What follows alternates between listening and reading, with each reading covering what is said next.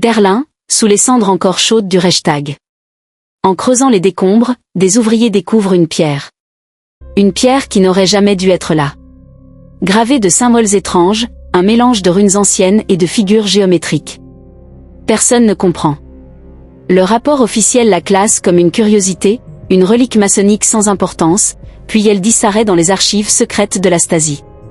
70 ans plus tard. Je suis à Derlin. La ville a changé, mais ses fantômes sont toujours là.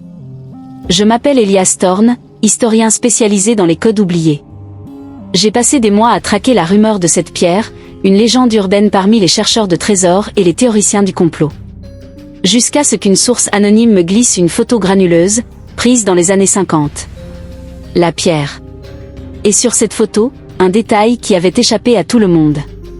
Un symbole, presque effacé, qui n'est ni runique, ni maçonnique. C'est autre chose. Ce symbole, je l'ai déjà vu. Une seule fois. Dans le journal intime d'un espion de la Seconde Guerre mondiale dont le nom de code était Cassandre. L'homme qui a envoyé ce fameux message, l'ombre reviendra.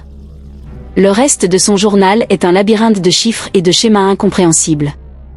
Les services secrets du monde entier s'y sont cassés les dents. Mais moi, j'ai une piste. La pierre n'est pas un message.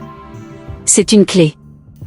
Je me plonge dans les archives maçonniques, ces sociétés secrètes obsédées par la géométrie sacrée et l'architecture. Je comprends vite que les symboles sur la pierre ne sont pas de simples décorations. Ce sont des coordonnées, des instructions pour lire une carte. Mais quelle carte? La réponse me frappe en pleine nuit. Pas une carte de Berlin. Une carte du temps. Cassandre n'était pas un simple espion. Il était membre d'une faction dissidente de la franc-maçonnerie, une loge qui croyait que l'histoire suivait un cycle, un motif architectural précis. Il pensait pouvoir le lire, le prédire. Et même, l'influencer. Les gravures sur la pierre sont un algorithme. Une équation qui utilise des événements historiques comme variable pour prédire le futur. L'ombre reviendra n'était pas un avertissement. C'était le résultat d'un calcul. Et le calcul suivant, celui qui devait être débloqué par la pierre, prédit quelque chose d'imminent. Un événement qui doit se produire dans notre présent. Je ne cherche plus un secret du passé.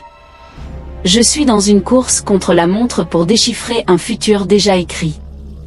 La pierre est le code, l'histoire est le piège, et l'ombre est déjà là. N'oubliez pas de vous abonner pour découvrir la suite de cette enquête aux frontières du temps. Merci de nous suivre.